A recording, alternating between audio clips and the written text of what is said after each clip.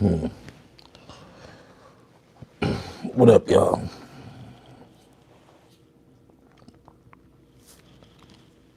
Happy Sunday evening.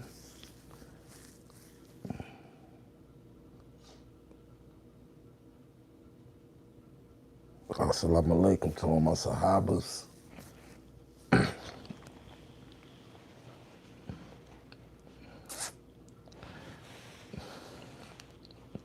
Niggas don't even play fair. It's cool though. We're gonna wait for a couple of people to come up in here.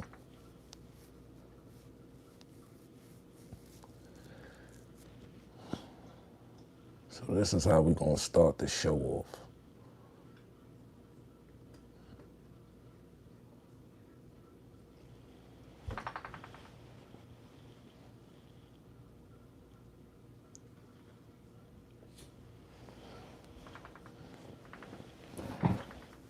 What up?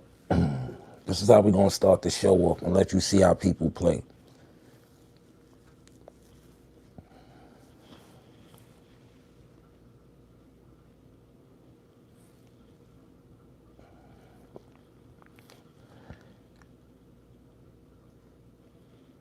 Yeah, Blanco. So my content get took down by Gully TV. He had my page flag, right? And it's just like, he can say the most insulting things about me, my family, things like that, if I reply. But now they get taking my con. I've been on YouTube. I have my YouTube account for 12 years. I've never got flagged in my life. I guess the childhood pictures was too much for him. I guess my reply to everything that he say to me be too much for him. Like, people can dish out the hate, but they can't they can't take it. Those childhood pictures hurt him. He didn't want to get seen in that light. Because everything, my story it just continuously to see that I'm telling the truth. Like I said in my previous video, I will not say anything derogatory against that man, especially now that he's taking food out of my mouth and he's flagging my page for my content. And he's been like, look, this is the proof right here. Look, this is what I got like an hour ago. Harassment and cyberbullying. That's what I got.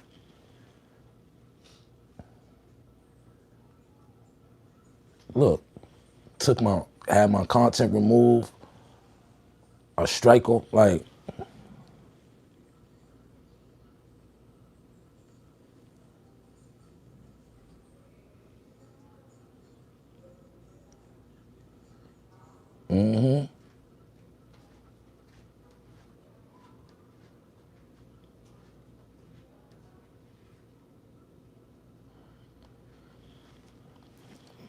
you know what I'm saying? That's the proof right there. I've never flagged nothing he said about me. I've never flagged nothing.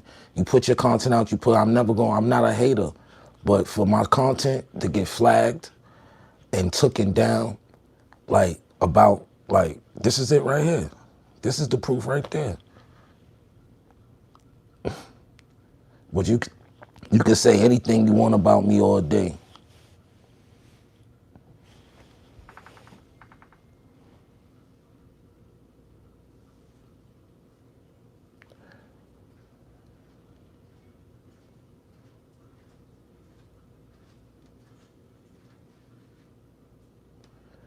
Yeah, flagging pages is equivalent to ratting. Exactly. Exactly.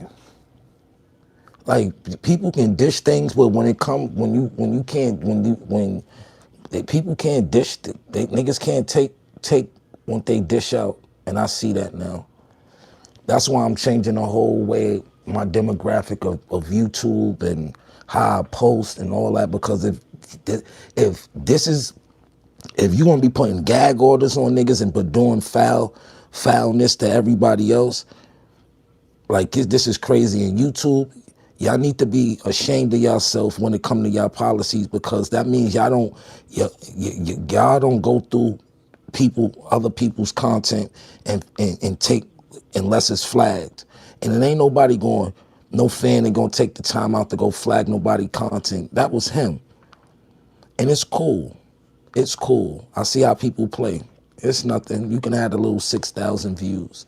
That ain't about nothing. I'm gonna keep creating content, beautiful content, content that ain't pertaining to no controversy and none of that. Because this is how people play it. I told you I made an oath to myself 2 days ago. I wasn't gonna say nothing derogatory about this man, and he's still talking about me in his lives and being disrespectful. But it's cool. But I'm just showing you how people play. Excuse me. This is how people play. Yeah, them pictures hurt.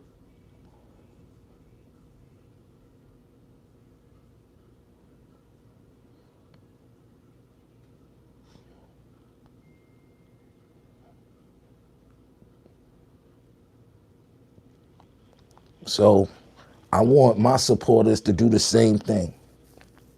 You see anything derogatory about me, if you support me, if you a true fan, if you come to support what I promote over here, positive internet energy, and you know it's coming sincere from my heart, do the same thing. Anything that you see on the internet derogatory about me, report it and flag it. And cyberbullying, they said cyberbullying and harassment. Cyberbullying and harassment. This is when they get nasty. Next, they gonna try to take my page. But that's why I'm gonna switch the whole MO up. It's crazy.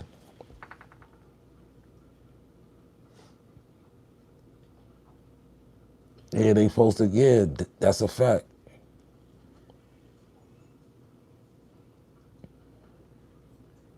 It's all good. That's how people play. This is how they play. They start taking money from you, taking your monetization, having your things removed. When they can't dish out dirt, this is what they do. This is what they do. It looks like the Gully TV hates on me. Let me tell you why I didn't follow the communication guidelines to help keep our community safe. We removed it from YouTube. We think your content don't follow our harassment policy. Out of control. You know how much money people making off of harassment and disrespecting people, and y'all flag little old me. I don't even have 20,000 subscribers yet. And y'all flag me for defending myself. Preposterous. This is making me don't even want to. This is making me don't even want to do this YouTube shit no more. Stuff like that because it's not fair. But I'm going to continue on giving my positive internet energy because that's what they want. The negative wants the positive to be overthrown, and we're not going to do that here. Y'all come to support me, I'm going to keep giving y'all and doing what I'll do best without mentioning anybody because now I got to watch what I say. You know what I'm saying? I'm supposed to have been watching what I said in the holy month of Ramadan anyway, but I will ask Allah for my forgiveness when I make my du'as. And I'm not coming here to knock nobody or say nothing derogatory about anybody no more because now people are having my content flagged and it's a bunch of videos about me, people talking derogatory. I guess what I dish out hurts a little, it stings a little bit better. It don't bother me when you snap. I'm from a crew of snappers. All we do is snap. From the time we wake up to the time we go to sleep, we snap. Niggas done snap on my teeth, my glasses. That don't bother me. That type of stuff doesn't, that's always why niggas mess with me in the first week because I always had tough skin and it was like nothing, that shit, you just be snapping back. Yeah, bro, it don't matter. People still love me for being who I am. So I'm not tripping about it. Y'all can have them little 6,000 views, but I'm just showing you how people play.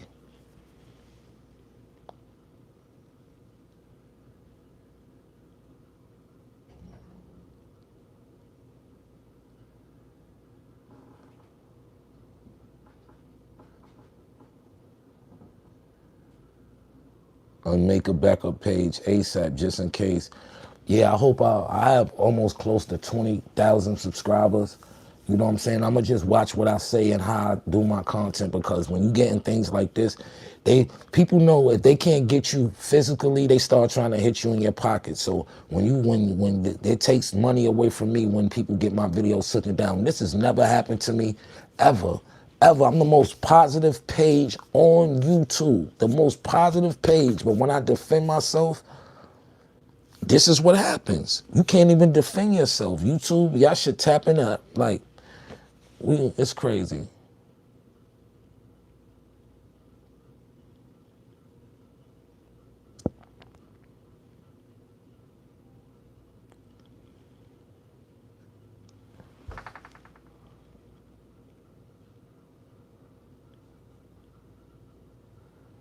Flag them back. Nah, I ain't on that type of thing. I need my fans, I need my supporters to help me fight fire with fire. Like, it ain't even worth it. It ain't even worth trying to go flag his pick. That's some clown. Like, yo, bro, I ain't never been a hater that was. Like, you done said, you posted pictures of me, this, that, memes, this. I've never flagged nothing of yours. I've never flagged nothing. And the proof is in the pudding. I know where it came from, so it's all good. I'm not tripping. This is the way people play. But now I know how to revolve into my new content that I'm bringing, and it's all good.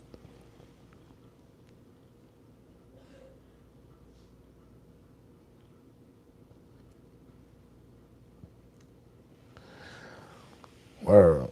They flagged my joint.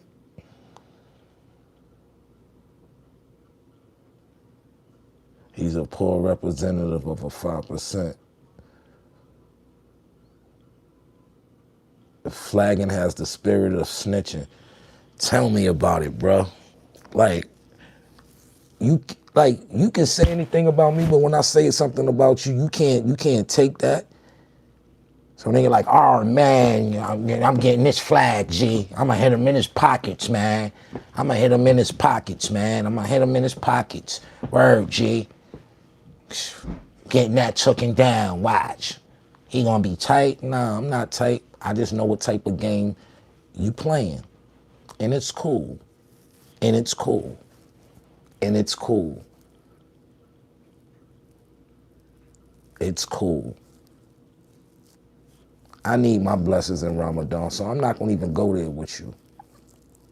And after Ramadan's over, I ain't gonna go there with you. I said enough. I've said and I've done enough on that subject. I'm pretty sure that to the fans and to the public, I've proven my point time after time again with nothing but receipts and truth. We still have yet for him to pull up a receipt on anything that he says. Anything. Money, transactions, anything. It's nothing. Like I said 2 days ago, I'm not even going back and forth with dude no more because this is what type of stuff is going. They're going to start trying to strike my page and flag it and go to old content and start dissecting. And you know if it happens again, where it's coming from. Like, niggas can't take what they dished out. That's some ratting. That's like being a rat, yo.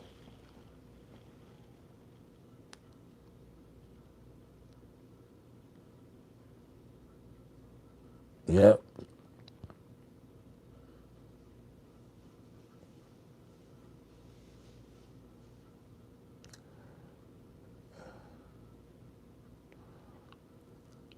Yeah, get him out of here.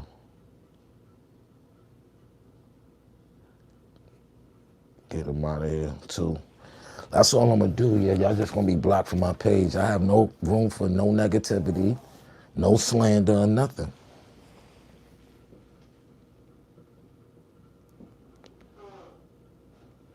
He playing chess, he playing Connect Four. No, he just ratting. Nigga just telling. That's telling, and I'm gonna get you out of here too. Bye. Don't need support like you. Bye.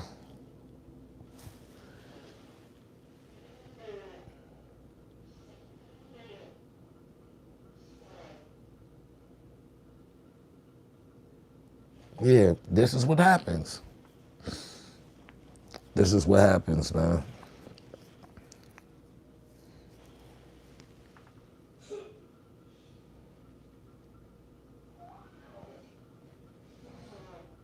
So I need y'all to run the likes up, run the subscriptions up. We almost at 20,000 subscribers, y'all.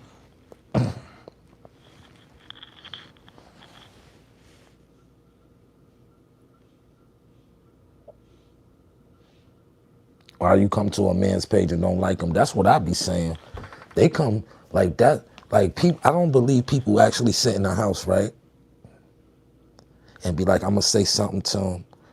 And I guess they want to say something to you to get a reply. But that's corny. All you have to do is ask some intellectual stuff. And I answer it just like I answer y'all on some negative stuff. But that's not what my page is going to be about. And I'm stepping far away from the from the messy journalism, because it's crazy now. It's getting crazy. It's getting out of hand. And I don't really got no time for it.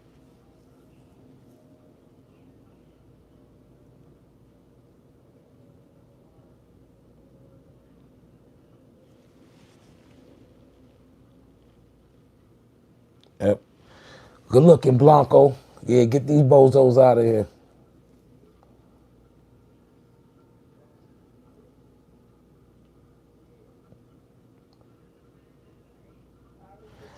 Yeah, that's what this is what they do. This is what they doing to me now. When I post content, this is what's happening. That's what they doing to me. Removing me. They try to hit you in your pockets. It's cool. That's little 6,000 views. That ain't nothing. I'm gonna just keep running it up.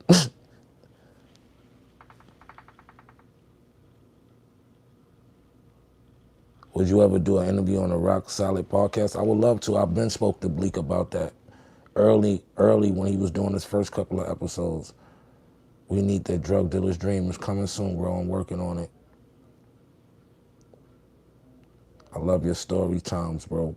I appreciate that.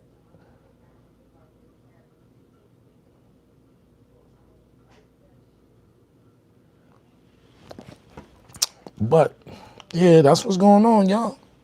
They flagging your dog page now. I can't defend myself, YouTube. Y'all despicable. Y'all despicable. Y'all despicable. They probably gonna flag this.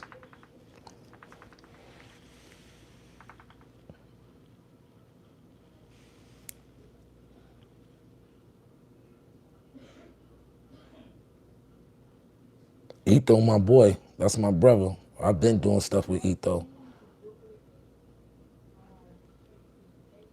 Yeah, they doing you dirty, bro. Nah, it's all good.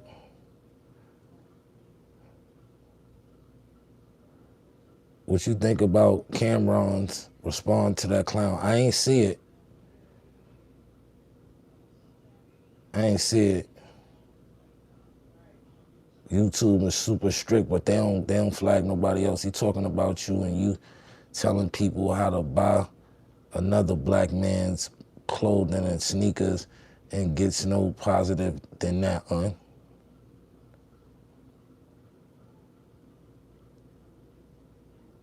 I missed the DVD era. Yeah, I missed the DVD. I was just thinking about that. It used to be a spot in my hood, right? It was like a little, it was like a little newsstand. It was an old newsstand, and a guy reverted into selling bootleg DVDs. And that used to be my go-to guy when it was boring. I'd be like, yo, I'm gonna go see what if the new smack or something out. And I would get it from him, pay a little $5, $10 and get you a couple of movies. He had all the karate movies, you know what I'm saying? He had all the black documentaries, all the gangster documentaries, all them joints. And the game died out, man. The game switched like this. It don't wait for nobody.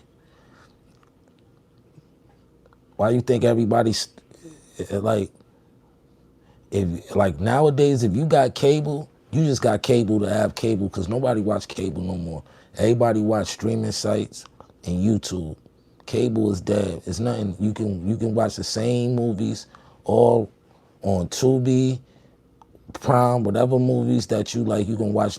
Netflix hardly ever got anything on them that I like besides the documentaries like the 3030s.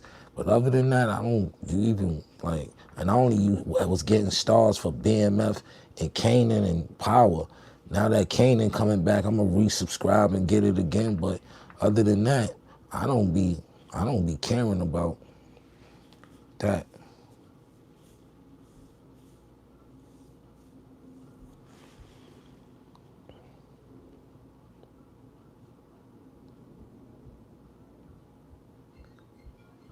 Yeah, I see what the guidelines are. I ain't tripping.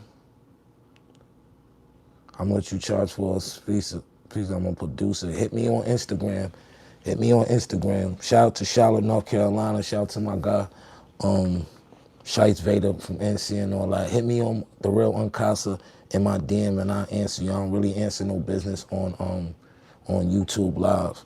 So if you want inquiring about business, hit me on my Instagram, DM me, and I'll hit you right back. I check all my social media like every few hours.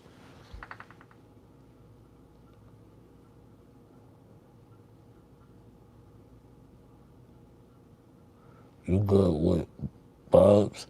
I got love for Shice. I got wild love for Shice. It's just that some people don't have the same love for you. You know what I'm saying? So it's good. I ain't got no problem with nobody. I don't have a problem with nobody. I stay to myself. I wish everybody the best. That's all you can do. All this war and all this, man, you don't know what's going on in the world. I wish everybody the best. I want everybody to have a prosperous, healthy life. That's what I want. I want black men to I want black men to overcome poverty and BS. You get what I'm saying? Who wants to be warring? Who wants to be fighting and fussing and degrading each other on the internet? I know I ain't got no time for that no more. I'm cool on it.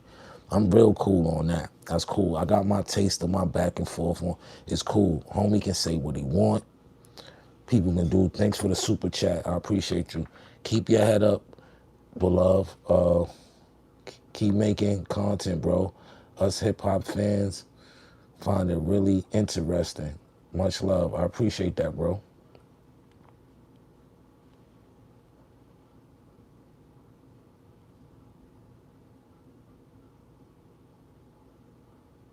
Are you cool with Sin City? The last episode talk with Flea,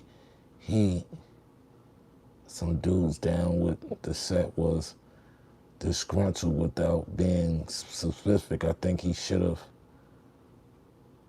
I don't know. Yeah, I have.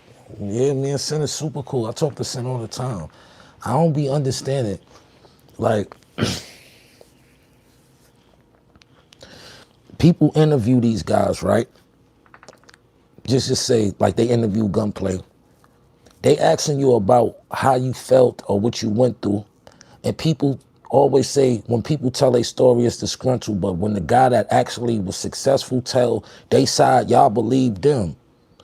Yo, these guys yo, the way people handle business in the music business is always gonna be nasty, bro. And I've been telling people that the music business is nasty, bro, because it's a toolbox game. Let me explain y'all what you want to be when it comes to business and any business, not just the music business. You want to be a part of the tool belt of life, not the toolbox of life.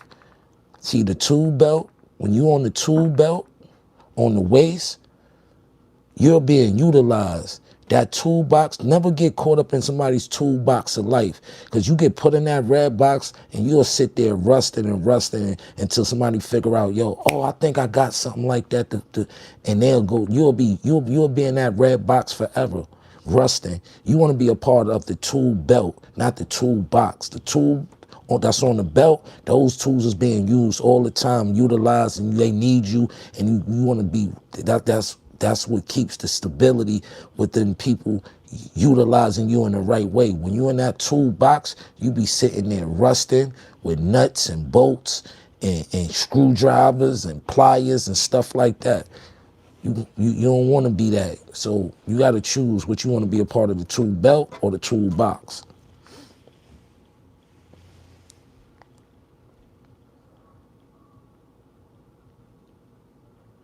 Ross was disrespectful with his, cause yo, bro, you gotta think, bro. Ross made so many millions of dollars since that Triple C era when he first came out. See, when you gotta understand when you're a rapper, right? when Ross first came out, initially, he had to have some underlinks with him.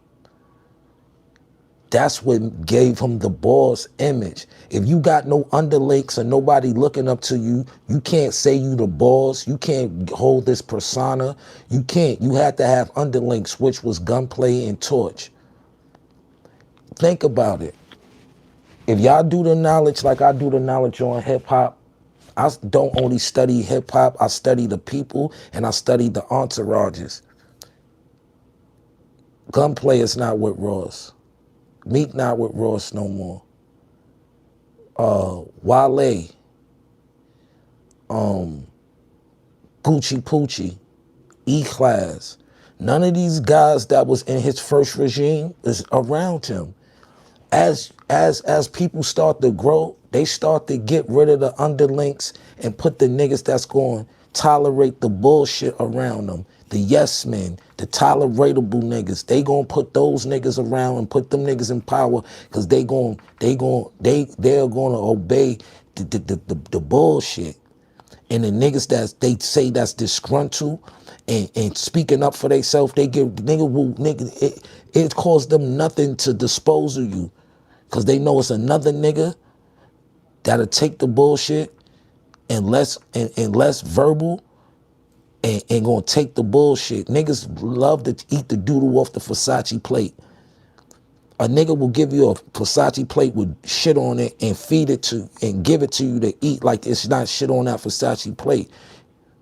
I'm supposed to eat shit just because it's on some fancy dish, and that's what the rap game is. And as you look, you do the math. Nobody from Ross' first regime is around him. Torch been gone. We ain't heard of Torch in 12 years, longer than that. Hope he's doing well. I know Torch. I met him a few times. He's a cool guy. He's from the Bronx. He's dope, lyricist. Kid is nice. You know what I'm saying? But, yo, the game has always been nasty. The music business has always been nasty. And like you said, most guys that have those boss personas, they team switches up a whole lot because once they get in power of that money, they feel like you disposable and they'll talk to you as such. Stally not around anymore either. That's a fact. You think satanic stuff goes on in the industry? I know it does.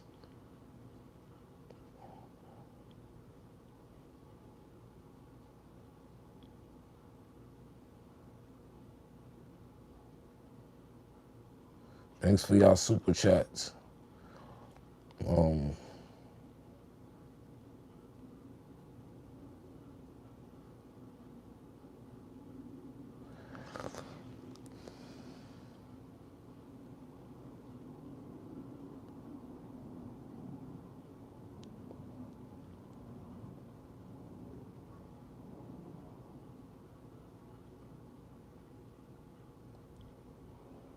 Yeah, it's nasty work, but it's see, people like why I can say the industry is nasty, right?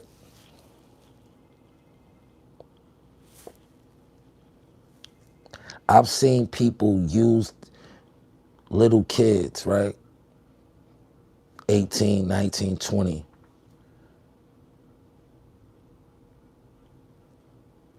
They use them to write these great songs, right? Knowing that they just hungry to get in the game, but they be young. And I seen it a bunch of times. Shout out to my homegirl, Makeda Davis. I seen people take advantage of her and her pen. And she done wrote shit for Beyonce. She got plaques. She done did songs. That Best of Me with Jay-Z and Beyonce. I mean, yeah, I think it was. That first I Got It with Emil and Jay-Z. Jay-Z and Makeda wrote that record together in the studio. I missed that session. But people will use you in this game young, knowing that you don't know the business and naive, and they will use you and they want to take the credit for your work and they want to give you pennies or they want to give you nothing. and you'll be sleeping on the couch, sleeping on the floor. Half the people that's been in the music, that blew in the music industry, they don't be from New York. A lot of people like Missy Elliott, that's from Virginia. You know what Missy had to go through when she first moved up here? Being in the group Sister, being she part of the basement crew with Devontae and all that. Niggas was sleeping on the floor, starving, eating some days, not eating, this, that, and the third. She wasn't always Missy Elliott. She was just Missy from the group called Sister. Devontae, all of them. I know when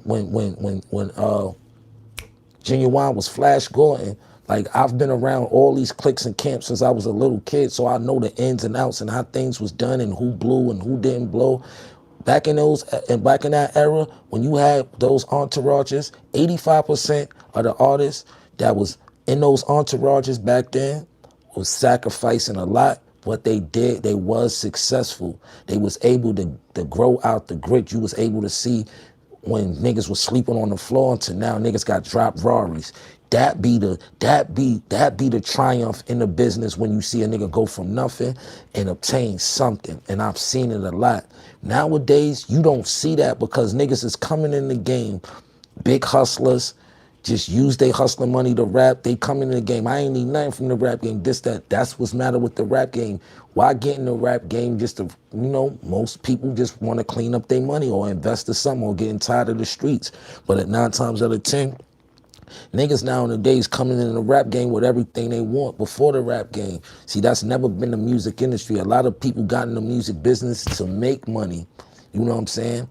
If you already making money, you just getting in the business just to showboat now. It's people that actually did their blood, sweat, and tears, was sleeping on floors, not eating some days, living out of a duffel bag, literally. Artists like Genuine and Missy and all these people, Sunshine Anderson. I remember when I first met Sunshine Anderson 27 years ago, when she was going to be a part of the Groove Theory song after they turned Makeda down. I remember this stuff vividly. Me and Sunshine she used to keep fire weed. She was from down south too. I believe she's from Charlotte, North Carolina, if I'm not mistaken. Me and her used to blow it down in the Hit Factory. When the Hit Factory was down on 54th, downtown across the street from Sony. Not the original Hit Factory, the second, the big one that had to, when I seen Michael Jackson walk past and all that, where the 50 Cent and Murder Inc. fight happened at, that Hit Factory is what I'm talking about. When Bryce had that B room booked out for months, maybe a year, and like I seen people struggle and people don't be understanding that this business come with a lot of demons. I remember, Bryce took me to shout out to my brother Bryce Wilson. Bryce took me to a Total video shoot, right? It was downtown in like Soho or something, downtown in a glass penthouse downtown. The video that they did with Ed Lover was the boyfriend, and when he came home on the furniture was gone. I went to that video shoot, right, with Bryce, right? Everybody partying, is lit. I'm saying, and this is my first time at a video shoot in my life. I can honestly, this is my first time at a video shoot, like a big production and all that. First, I'm saying, oh, they got mad wardrobe. Oh, that's so-and-so. Oh, that's so-and-so, this, that, and the third. Lil Jerome was at that video. He never really came out like that, but I remember he was doing his little part, man. Something happened to where Bryce was supposed to get a cameo, but we wound up didn't, but we was at the video shoot, and Puff came upstairs. But before Puff came upstairs, somebody must have tipped the whole, whatever was going on in the video, like, yo, Puff about to come upstairs. You seen niggas get quiet. It went from everybody talking, and when Puff came through, everybody was silent. Like, back then, niggas, as soon as Puff came, everybody like straightened up. Like, I witnessed this as I was like 19, about to going on 20 years old, something like that. I remember this bright as day. I remember what I had on. I had a Coogee sweater on. I had borrowed my cousin A black Pete coat. My guy Puzo Pete coat. I had on some blue jeans and some blue zip-up, C-zipper Cotta boots. Always been fresh. Earrings in my ear. Did I have a chain back then? Did I have the chain? Nah, I didn't have my chain yet. But I had a good pair of earrings. So, yeah, like, I remember people like straightening up when Puff came around. Like, I was like, he holds some type of presence. Was you still spitting? Yeah.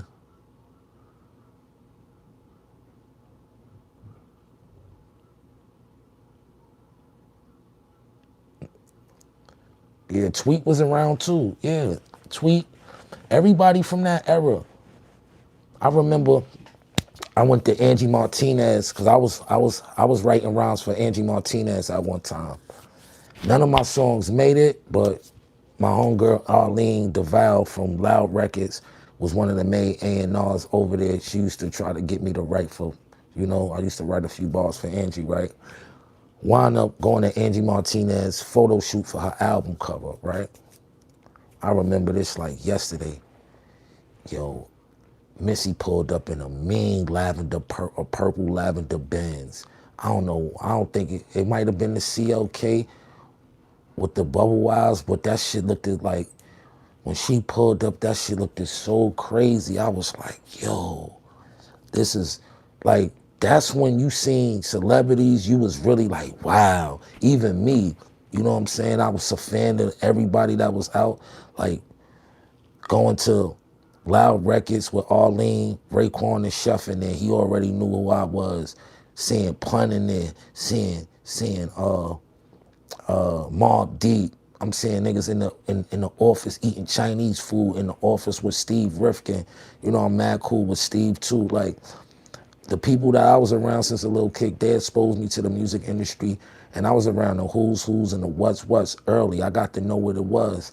See, the thing is, my first manager, Rosalind Brogdon, she the only one that I can say actually had my best interest at heart to this day. Rosalind Brogdon, I love you. I gotta go see Ros.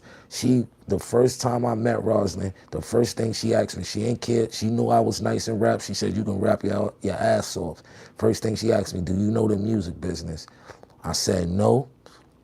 And from there, she gave me my first lessons of music, of music business knowledge. She was telling me about independent promotion budgets, point spreads, publishing, advances, all types of stuff. Like shit that I ain't hear. Nobody never took the time out and told me about it. They told me I was nice. They said, yo, them beats is fire, this, that, and the third. You can do this. You can nice performing this. They never told me about the business. And Rosalind Brogdon, she the one that taught me the music business. You know what I'm saying? She taught me a lot of things. And I still made, after she taught me, I still made a lot of mistakes, because growing up in the hood and you hustling and you stuff, you trying to get out the hood. And as soon as you get a record deal, you really not even thinking about that. You trying to take the little advance money, get fly, freak off with a couple of joints, get some jewelry, you know what I'm saying, stay fly, and build on getting your feet wet in the industry. You ain't really thinking about the business, but in the long run, that shit messes you up, because if you ain't got your business right, how you gonna know how to collect your money? And that's the hard reality that I tell artists. Learn the business first. Work on your craft. Work on your craft. Put out your tapes. Get your traction. But know the business. The niggas that's winning in the music business, they know music and they know business. Music business ain't just a phrase people use. It's music and it's business. And if you don't understand the business, you will not make any money.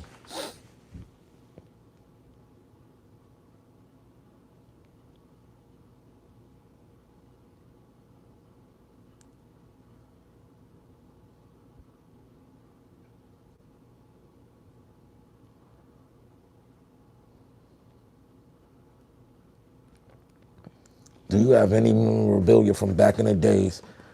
All right, I got something for y'all.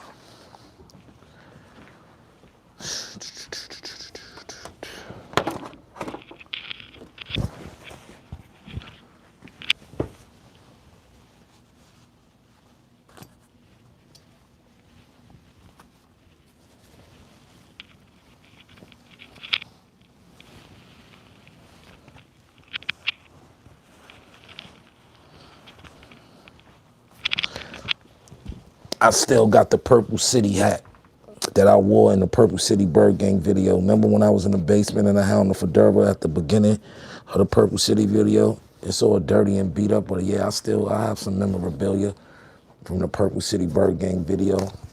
This is the fedora I wore in the beginning.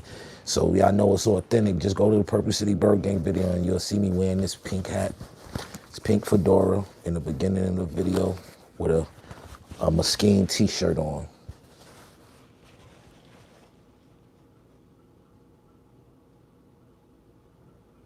Yep, I still have this. 20 years later, still, look, it's dirty. I haven't washed it since that day. Whatever dirt is collected on here is 20 years worth of dirt and stuff. And I'm gonna keep it like that.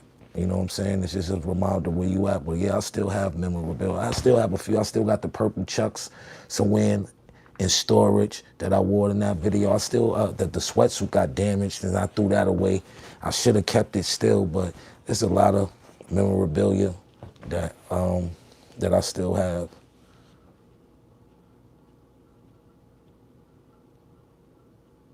Yeah, shout out to Philly, the Mesquite, Ali Vegas track. Yeah, those was the days. Those was definitely the days, man. Those was some fun days. Those was some fun days, man. Purple City, Dipset days, early days. Word. What can I talk to y'all about?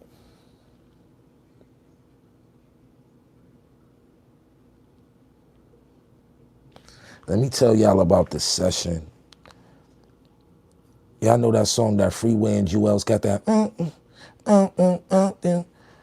Focus on you, so focus on you. I was there when they recorded that, right? Yo, this is when I knew you gotta be professional with your shit. And I guess that's because they already had records with Jay-Z and shit like that. But when Jewels and Freeway did that song on Jewel's first album, was it the first or the second? I think it's the first album. Yo, Freeway went so crazy. Like the way they was writing their rhymes, going back and forth, it was like Jewels couldn't finish his they was like, it was like they was like, soon as a nigga finished the line, nigga already had the next line for it. Like, that's the most creative shit I ever seen. Like, when two artists collabing. Like, I got to see a lot of sessions, like, recorded. Like, stuff that y'all hear now, I got to see a lot of that shit recorded. I got to watch the whole Diplomat community be recorded, bro. Word the mother. And a lot of the original music on that Diplomat album, niggas had to get niggas to play it over. If y'all would have heard the original without the same, even my intro beat was different. They had to remake that. They had to have somebody to play it over. If you would have heard the original sample Kanye did for it, and for people that don't know, Kanye West did the intro beat to the Diplomat Community album. I came in the game on a Kanye beat. So, you know what I'm saying? That's an accolade right there in itself, like working with Ye, you know what I'm saying? Like a lot of people didn't even know Kanye West did that beat.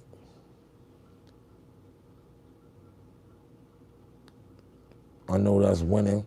Yeah, man.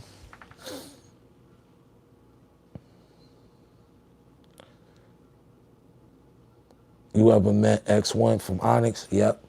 I met X1 just before he passed away. Shout out to X1. X1 was serious. How hard does it hit? Man, it's called a big hit. He had that. Yo, X1 was crazy. Ooh, you tough for that. Rest in peace, X1. X1, let me tell y'all, Uncasa was created from the Onyx era, from the Onyx and DOS Effects, all that right there, Black Moon. Let me tell you what I was listening to coming up. I listened to everything, but what got me in my zone is coming up off of Black Moon, Helter Skelter, Fabulous 5, Original Gun Clappers, Strange Wonder, This before he was calling himself Sean P. He was just rough and rock. Black Moon, Das Effects, Nas, Mobb Deep, like Wu-Tang, Onyx, like them caliber of niggas right there turned me out. Word, I remember, shout out to my man Keyshawn. I remember one Christmas, this is way before I took my Shahada when I was a little kid. I remember one Christmas, my mom's bought me and my sister a stereo set that had a 5 CD disc changer, main joint. And my man Keyshawn gave me the Wu-Tang Clan 36 chamber CD. Yo.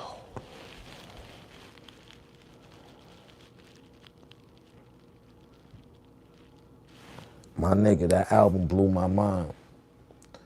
And like, then, not only that, my cousin, God bless his soul, DJ Grand Shaka, he was a DJ, so he had mad equipment in the room. We heard everything first, bro. I swear to God, me and my bros, me and Aaron and us, we was the first niggas to hear the Get Money remix. Like, Shaka used to go downtown, what's that, Rock and Soul and all that, downtown, and go get them white labels that had every hot song that was out back in the days. Like, that's how the DJs used to do.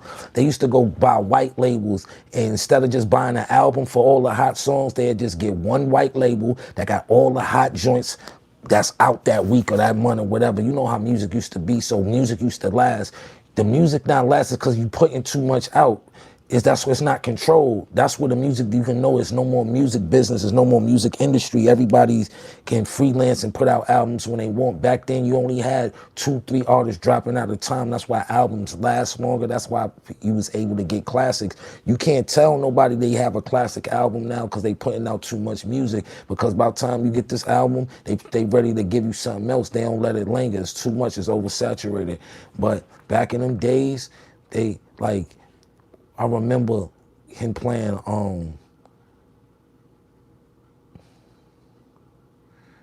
Get Money remix, hearing that on that doom doom doom doom boom boom boom boom boom boom boom boom boom boom boom boom boom. That when he played that, when Shaka played that, I almost lost my mind. Like, oh, Puffin' them is going crazy.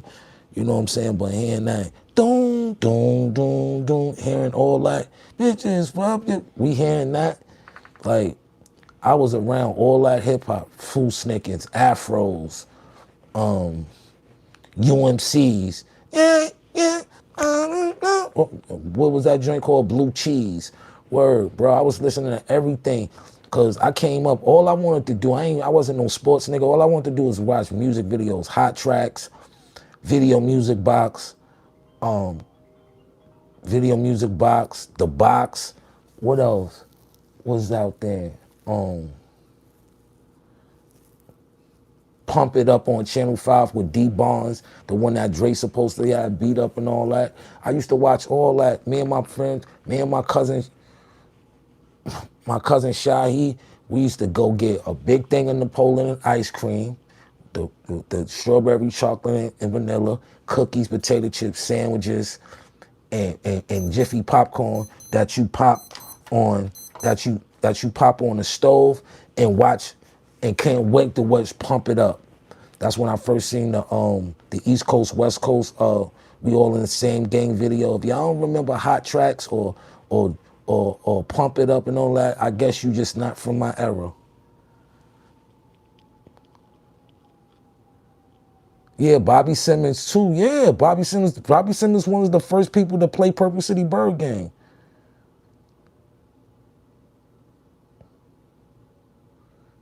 Yeah, Run DMC, everybody. Yeah.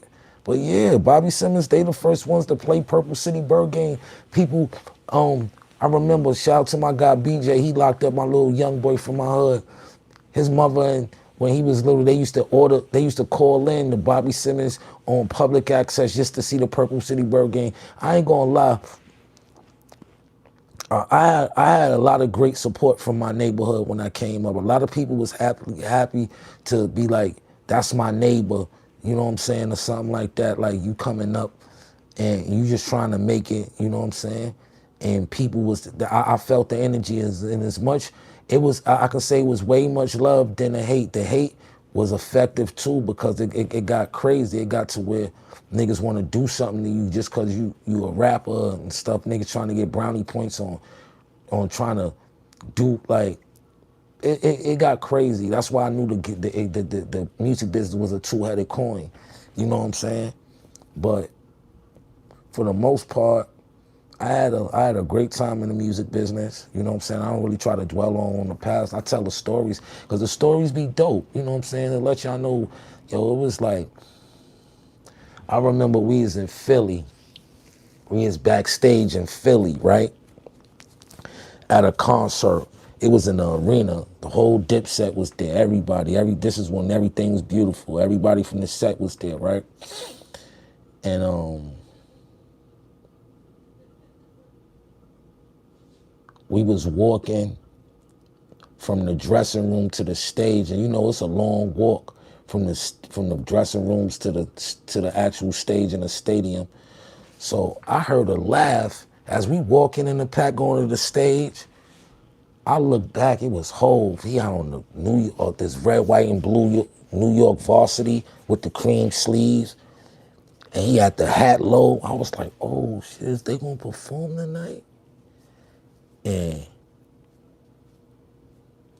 Cam and Jay did Welcome to New York City in Philly. Yo, my nigga.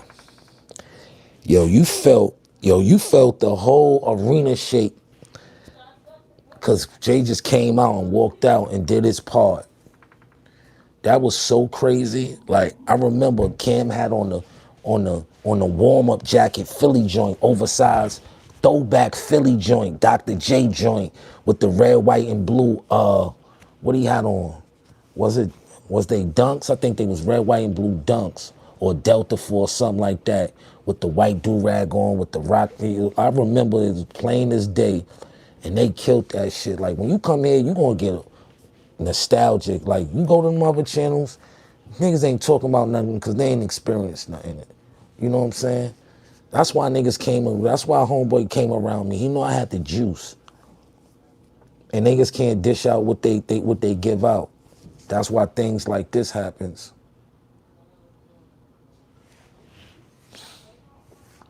Niggas flag my content and get it taken down. YouTube sending me emails. That's what happens when you try to defend yourself. But that's why I said I'm off that. I'm cool on that.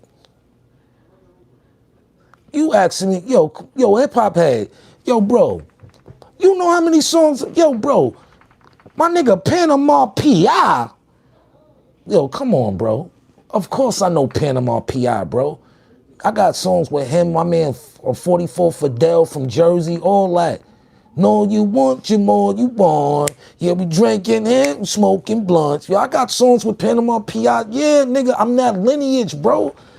Yeah, I know Panama P.I. Nigga, of course. Panama P.I. was doing songs with cannabis, all that. Panama P.I. was tough, B. Shout out to Panama P.I. for real.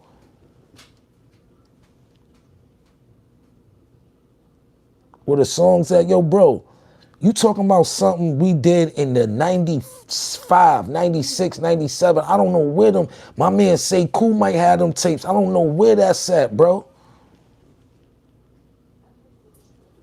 I don't know where them songs at.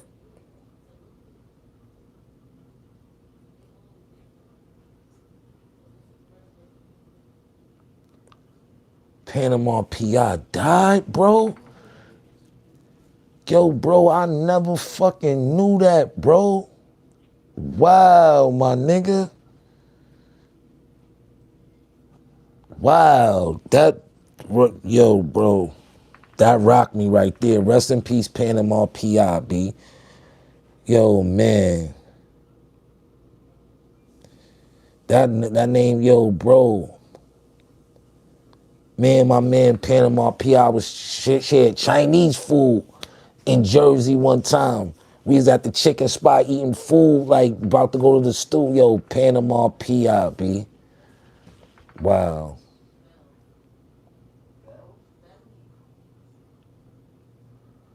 Yeah, I heard about the passing of the Lord. Yeah, he had that grimy voice. You smoking blunts, poking blood.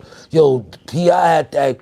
P.I. was like, P.I. had that. You know what I'm saying? No, I'm a nostalgic New York nigga. I wear these, B. That's what I'm wearing today with the Basquiat joint, with you know, like I had the court with the joint. You know what I'm saying? You know, I'm an old school nigga.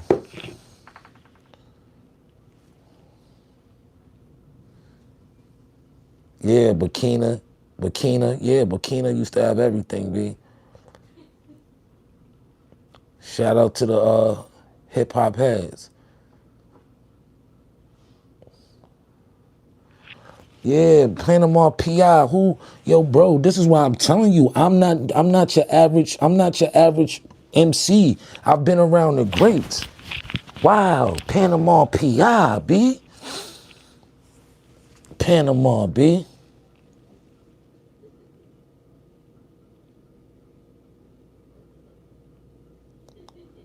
My nigga Panama PI, B. Word. My niggas. Q the Kid. Nah, salute hip hop heads. Nah, for real, B. Stay tuned, man. If you ain't subscribed to the channel, subscribe. I need energy like you, bro. You just gave me a nostalgic trip. Let me get the door real quick, y'all.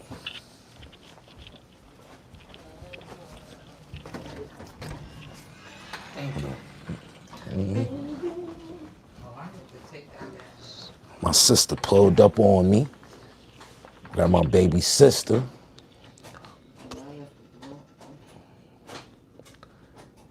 I missed the mixtape era. Yeah, I missed the mixtape era too. This music is whack, B. Like I was telling y'all, one year my mom's bought me and my sister a stereo, B. My sister if you turn off the radio when my sister's sleeping, she gonna curse you the fuck out. Straight up. Back in them days when we had that stereo system, all she used to do was listen to Hot 97, Mr. Fat Man Scoop, rest in peace. Ed Lisa and Dre, that used to be me and my sister's shit when Ed Lisa and Dre was on the radio. All we used to do is listen, that's the era we used to listen to SWV, Total, all that used to play on the radio. Like Hot 90, that's when Hot 97 was New York. Hot 97 ain't Hot 97 no more. Word, that's when New York was lit, B. That's when the music was lit. And we used to stay with our stereo. We used to make our little tapes and stuff like that. But I'm telling you, man, growing up in that era, man, if you ain't grow up in the 90s, the 80s to the 90s, you missed out on an era. Because all this shit is watered down as a motherfucker. Don't nothing hit the same. I got to see Juice when Juice came out. I got to see New Jack City when it came out. Boys in the Hood, all the classics. I remember when they wasn't classics, when them shits first came out, going to the Nova on Hunt 48th, going to the Nova. And going to it, pay $8 on one day, and on Wednesday they got $3 Wednesdays. The whole movie theater packed. Ninja Turtles, all that.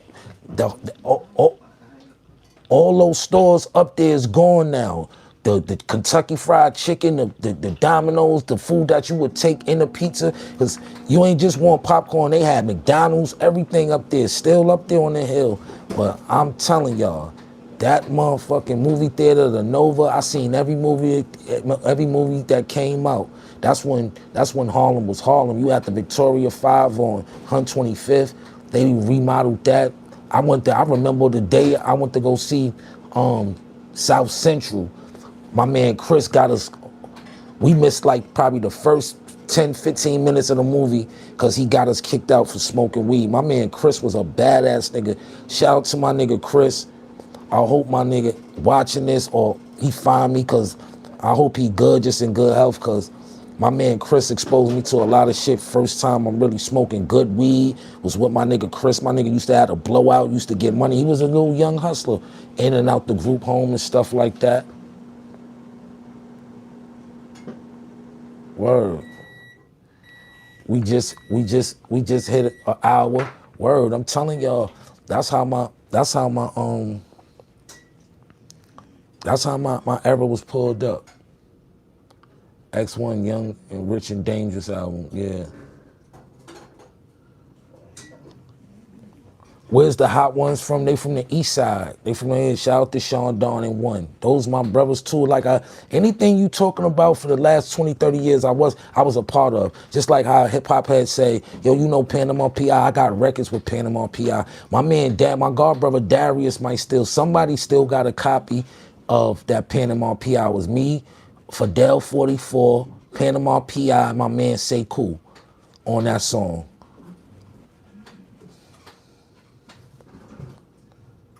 I used to live on 163rd in St. Nick. We moved to Brooklyn and Harlem.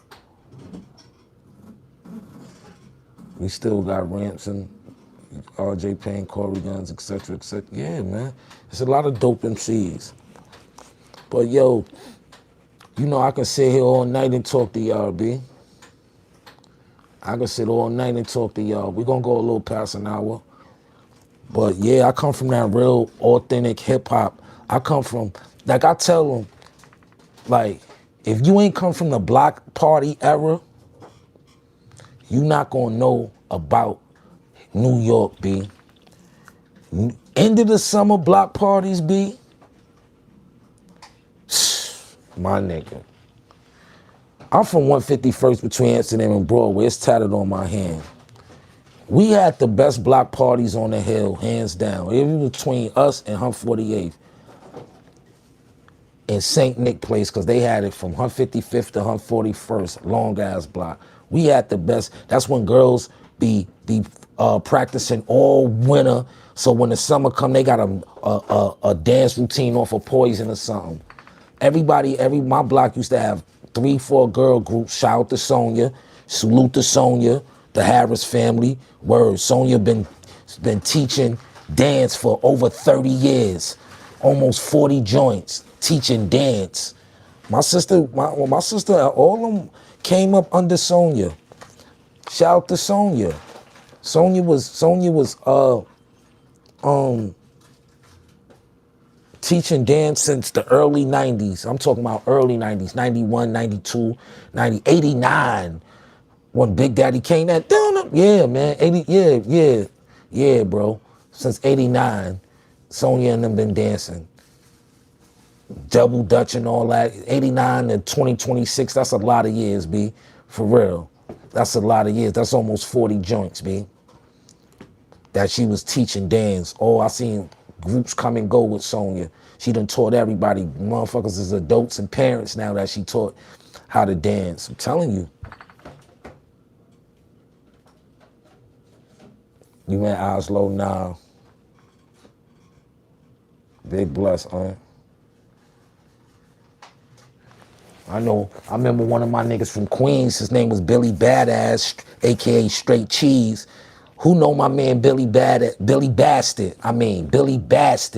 My nigga name was Billy Bastard. He was from South Jamaica, Queens, and his other handle was Straight Cheese. Who know my man Billy Bastard? My man Billy Bass, Straight Cheese.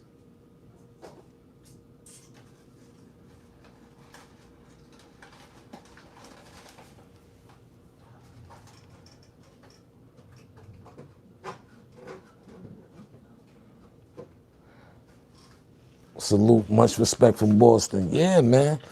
I got a long hip-hop history, B. I got a long hip-hop history, man. And I'm just blessed to be able to live because a lot of guys that I've came up with unfortunately, a lot of people passed away. You know what I'm saying? Like, it's sad when you hear people passed away that you actually did records with and stuff like that. It's like, it's humbling. It's humbling to still be here after 46 years. You know what I'm saying? It's humbling. It's real humbling. But yeah, man, rest in peace to Panama P. I ain't know my man was gone. Matter of fact, I think somebody, I'm not, I think I would have remembered somebody telling me Panama passed, but it might have ran across my desk. It definitely might have. Shout out to my man for 44 Fidel. He from Jersey. He was a monster back then. My man Fidel. Those was the days. You ain't even want much back then. You just wanted some studio time, some fried chicken, and some weed. That's the early 90s era. Niggas was still drinking 40s with fruit punch and lemons in them. If you don't come around me if you ain't from the fruit punch with lemons in the 40 era, man. And then St. I start making special brews with the beer and the juice mix. If you ain't from that era of putting the fruit punch in the 40 with the lemons and all that, yo, you ain't from my era, B. I used to get told, I used to be thinking I was a big nigga, 13, 14.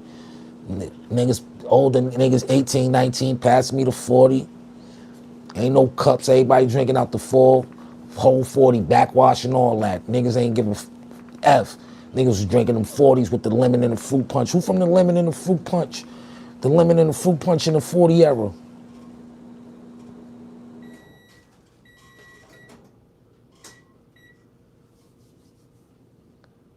Man, niggas had my content taken down about Gully. He's crazy. It's good. It's all good.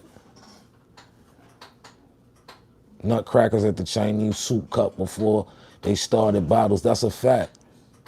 They cut the triangle. They cut the star in the top of your joint so you can put the straw through the little joints like this. Yeah, they used to have nutcrackers in a green apple martinis. I'm from that whole era, bro. It's nothing I ain't missed. I wasn't too fond about the 40s but I've indulged. You know what I'm saying? Philly Blunt era. See, niggas is backwards now, but I come from the Philly Blunt era, the White Owl era, the Garcia Vega, the El Producto, all the eras of New York blunts we went through. Some of my niggas still to this day smoke White Owls. Word them up. I got niggas that smoke White Owls with mad grabber in them. For real, killer blunts. I take 2-3 hits of those. I can't indulge in them, bro. These niggas be smoking straight grabber and White Owls. Fruit punch in an 8-ball. Nah, that's crazy. Yeah, they used to put you ain't used to put the fruit punch in the 8-ball. You go get you a Welch's fruit punch, B. Red Welch's fruit punch. Pour out for the homies in here. Add the fruit punch and the sliced lemons in that joint, and you got you a good hood drink, B. Roll up 2-3 blunts of that chocolate or some skunk and a White Owl of Philly and sit in the park on the benches with the Black Panther Sonic radio. Yo, y'all ain't from my era. If you ain't, you're not from my era.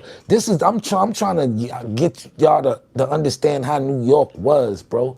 Before all the glamours and glitz, like, all you needed was a good army coat, a bubble coat, a hoodie, a good pair of boots, a skelly, and some gloves. You was good. Niggas ain't care about the glamours and the glitz. Then as you graduate, you get the North Face and you start wanting to get funky fresh and all that. But it was always a fresh era. When I'm talking about that early hip hop era, you know what I'm saying? Niggas, you just wanted the good pair of baggy jeans, some Timberland boots. You smoking Buddha, y'all having ciphers in the staircase. If you ain't from the smoking and rapping in the staircase era, don't come talk to me. Don't come talking to me if you ain't have no ciphers. I had ciphers with niggas in the staircases, B. My man Snares, aka Baby Mad, the hot ones, me no. I come from that era, going to vacant lot, having ciphers. Word, you're not from that era, don't come talk to me.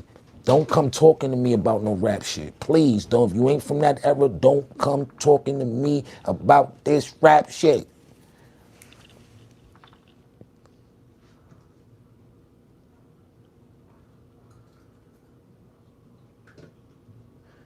Good army jacket, yeah. You in there, yeah.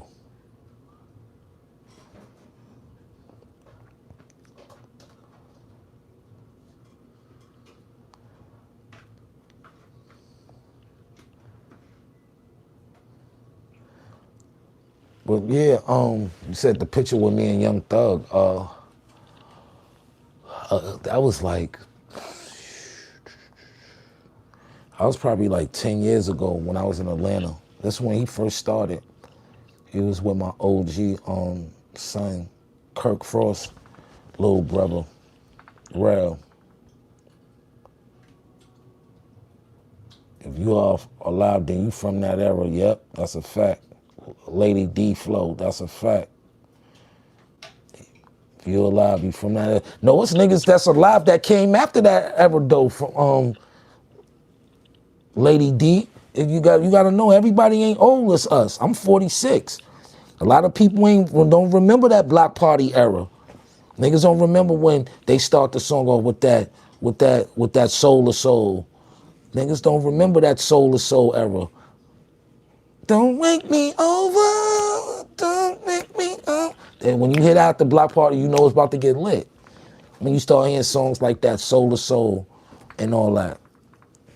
That's the era I come from. Whole block dancing. Niggas is in a circle battling. I come from that era.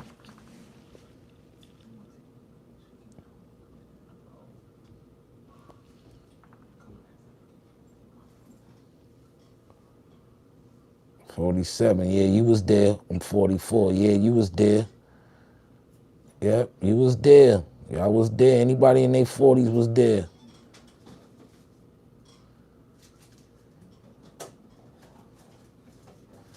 You ever met Freaky Tile once in the Coliseum in Queens?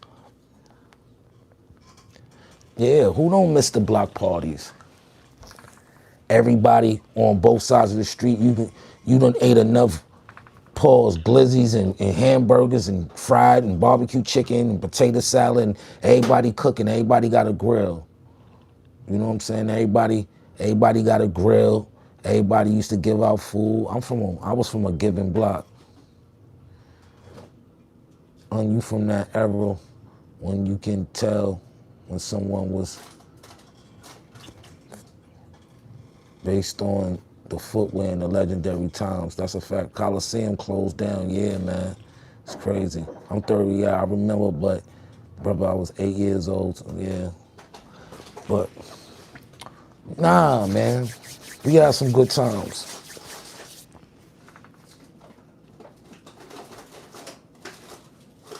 The 90s was fun.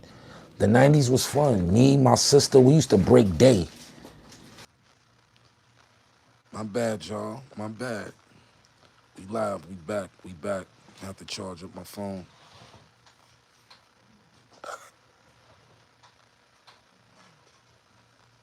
Boombox, you don't know nothing about that.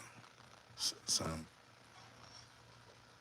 no CDs, no tape that shit. The Black Panasonic radio, man.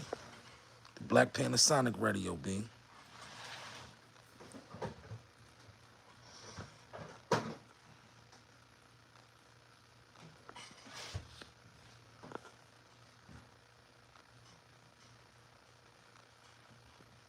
Yeah, Greek Fest, all that. Yeah, definitely Greek Fest. Greek Fest was fire.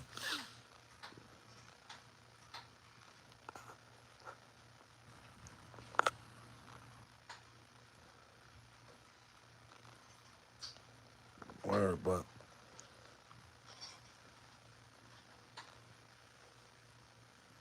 yeah, man. That's what they doing to me, man. Niggas flagging me. He can say what he want about me, but niggas flagging my page. Good.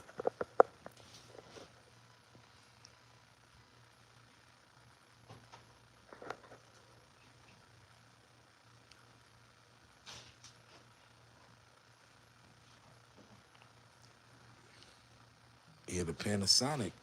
Everybody had that tape deck, that black Panasonic.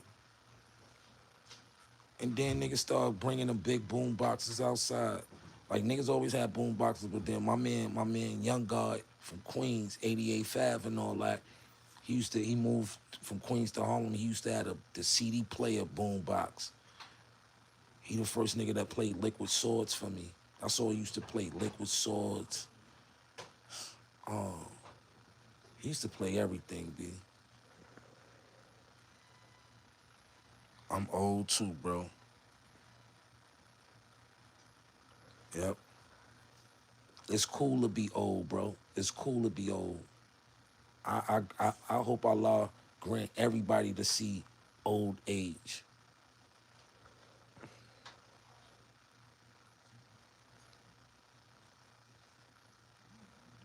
He use your name every live, but I can't say nothing about him. And he has my content taken down. It's all good. Like I said, I'm about to transform Uncasa YouTube page into a whole new metamorphosis, and I just hope y'all still support.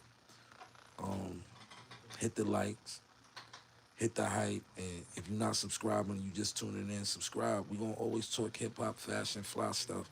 You know what I'm saying? We always gonna talk the authentic. I was there. These niggas live hip hop through magazines and TV shows. I was there. These niggas can't tell you nothing about hip hop. Niggas wasn't there for nothing. Yeah, I wouldn't want to grow up in this era neither. But yeah, all these niggas that claim they platforms as hip hop and fashion, these niggas cannot talk about what was dope then and was dope now. Niggas can't, because they wasn't there. Niggas never been in none of the clubs. Niggas never indulged in nothing. Niggas never indulged in no hip hop activity. Niggas wasn't there.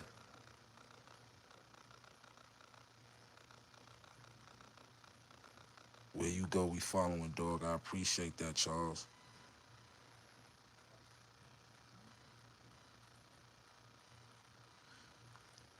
No, but until next time, y'all. I love y'all niggas, man. Appreciate you. We already got it up to 100 likes. You know what I'm saying? I'm about to tune out.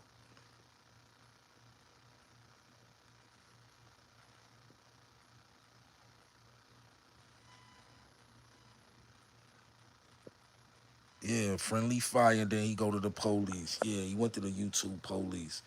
So you know I can't say nothing about this man no more, cause now he's gonna start flagging my thing. He's learned cause he know, but I'm gonna play smart with him. Like I'm smarter than Gully, so it's all good. But you can keep that. You can keep that 6,000 views. Watch what I do. Everybody that support me here, go flag all that content that niggas got. Any content nigga got up about me, go flag it. Go let them know it's cyberbullying and harassment too. Niggas talk about my moms and how I look in this. That's cyberbullying too. So, you know, go niggas that follow me, help me out. Cause niggas is clowns. Matter of fact, we ain't gonna even do that. Let them live. Cause that we ain't gonna be doing cyber ratting. We ain't gonna do that. Whatever. Whatever. Let him keep his content. I don't care. I'm not gonna play on that level. But peace, man. I appreciate y'all for tuning in tonight. 100.